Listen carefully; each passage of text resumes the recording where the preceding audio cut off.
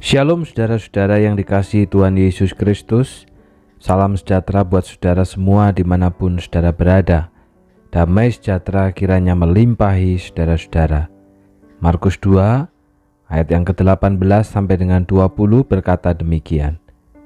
Pada suatu kali ketika murid-murid Yohanes dan orang-orang Farisi sedang berpuasa, datanglah orang-orang dan mengatakan kepada Yesus, "Mengapa murid-murid Yohanes dan murid-murid orang Farisi berpuasa, tetapi murid-muridmu tidak?"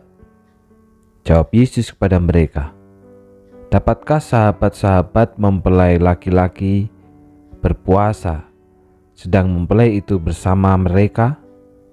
Selama mempelai itu bersama mereka, mereka tidak akan berpuasa. Tetapi waktunya akan datang, mempelai itu diambil dari mereka. Pada waktu itulah mereka akan berpuasa." Saudaraku, Yesus bukan anti berpuasa. Ia percaya pada puasa dan ia sendiri pun berpuasa. Namun ada waktu dan tempat buat berpuasa dalam kehidupan pengikut Kristus. Yang menjadi keberatan Yesus di sini adalah sikap orang-orang Farisi dalam berpuasa. Ketika mereka berpuasa, orang Farisi membuat muka mereka kelihatan pucat, sebagaimana layaknya orang yang tidak makan. Lalu mereka sengaja memamerkan hal itu agar orang lain melihat mereka sedang berpuasa.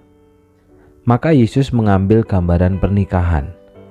Dalam sebuah pernikahan, teman-teman mempelai pria tak akan berpuasa karena saat itu mereka sedang berpesta. Dengan gambaran ini, Yesus ingin menyampaikan bahwa dialah Mesias, sang mempelai pria. Di mana dia ada di situ, maka ada sukacita. Namun harinya akan tiba bagi para murid untuk berpuasa, yaitu saat ia tidak lagi bersama-sama mereka. Lalu Yesus memberikan gambaran tentang jubah dan kantong kulit anggur. Tak ada orang yang akan menambalkan kain baru pada jubah lama. Tak ada juga orang yang akan menempatkan anggur baru pada kantong kulit yang lama. Kantong kulit yang biasa dipakai sebagai tempat anggur akan memuai di bawah tekanan fermentasi anggur. Jika orang menempatkan anggur baru pada kantong kulit yang lama, maka kantong kulit itu akan pecah. Itulah sebabnya anggur baru harus ditempatkan pada kantong kulit yang baru. Saudara, gambaran ini dipakai untuk mengajarkan bahwa orang tidak dapat menempatkan kehidupan baru yang dari Yesus dengan format legalisme Yahudi yang lama. Orang Farisi berpuasa karena menjalankan tradisi, sementara para murid Yohanes mungkin berpuasa karena mereka sedih atas penangkapan Yohanes. Yesus mengganti puasa dengan pesta dan aturan ganti anugerah. Artinya, setiap ibadah harus dijalani dengan penuh sukacita, bukan lagi sebagai sebuah tekanan seperti yang dialami oleh orang Farisi. Hidup di dalam Kristus memang tidak melenyapkan kewajiban menaati Taurat. Namun kita harus paham bahwa kepatuhan terhadap Taurat tidak membawa orang kepada Allah. Taurat harus dilakukan sebagai ungkapan syukur atas anugerah Allah, karena kemampuan untuk melakukan Taurat dimungkinkan oleh karena kuat kuasa Roh Kudus. Maka hidup yang baru ini, hidup yang di dalam Kristus ini harus dipenuhi sukacita dan kemerdekaan untuk melakukan apa yang benar, termasuk puasa akan dilaksanakan dengan sukacita. Kita berpuasa bukan sekedar berdasarkan pada suatu kebiasaan. Kita puasa bukan karena tradisi. Kita puasa bukan karena ikut-ikutan, tapi kita puasa karena kita ingin merendahkan diri di hadapan Tuhan. Kita puasa karena kita punya tujuan rohani, dan itu dilakukan dengan kesungguhan dan kesalehan.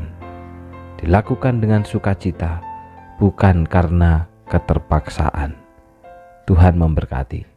Mari kita berdoa. Bapa yang di surga, hari ini kami kembali diingatkan tentang puasa itu. Apabila ada yang salah di dalam umat-Mu zaman itu, mereka berpuasa dengan tujuan manusia untuk mendapatkan pujian supaya kelihatan saleh dan kelihatan rohani, sehingga ada orang yang melakukannya dengan maksud tersembunyi. Tetapi hari ini kami belajar bahwa di dalam Yesus, tujuan daripada puasa itu adalah untuk merendahkan diri untuk hal yang rohani, dan kami lakukan bukan di bawah tekanan, tetapi kami lakukan dengan penuh sukacita, karena di dalam anugerah Tuhan masih ada waktu bagi kami untuk berpuasa. Kiranya Tuhan menolong seluruh jemaat-Mu supaya belajar untuk merendahkan diri, supaya kami juga belajar untuk hidup rohani dan hidup saleh melalui doa dan puasa itu, dan semuanya kami kerjakan dengan sukacita, semuanya kami kerjakan dengan hati yang penuh syukur untuk segala anugerah dan kebaikan Tuhan. Biarlah doa puasa kami yang sudah kami kerjakan di masa Prapaskah ini, kami kerjakan dengan tujuan yang benar, dengan maksud yang benar, baik untuk merendahkan diri, baik untuk pertobatan, maupun juga untuk berbagi dengan sesama. Berdoa untuk Gladi Kotor Jumat Agung pada hari ini, Tuhan kiranya juga menolong supaya di dalam segala persiapannya nama Tuhan yang akan dipermuliakan. Terima kasih Bapa. Dalam nama Tuhan Yesus kami sudah berdoa. Amin. Tuhan memberkati.